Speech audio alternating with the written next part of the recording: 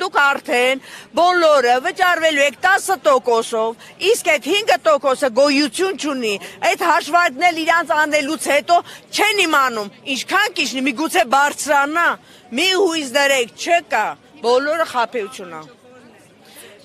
Մեր պահանջը նա է, որ պետք է թողեն ժողովրդի նույն ձևով ապրեն, աշխատեն, մինչև տեսնենք ինչ է գալիս։ Մեր երկիրը սնկացման ծանր ծայրահեղ վիճակում է։ Պետք է չխանգարել ժողովրդին, պետք է ընդհակառակը ընդառաջել, օգնել, ամեն ձև հնարավորություն տան, որ մեր հայ ժողովուրդը կարողանա ինքը ապրի, մեր երկիրը ծաղկացնի։ Չեն ուզում ոչ մի հայ ժողովուրդ լքեն Հայաստանը, բայց չեն էլ ուզում, որ իրանց խանգարեն։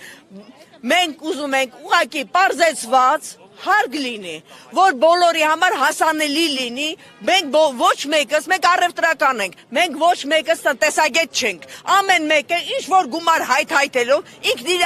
բիզնեսը դրել է իր ընտանիքը պահելու համար։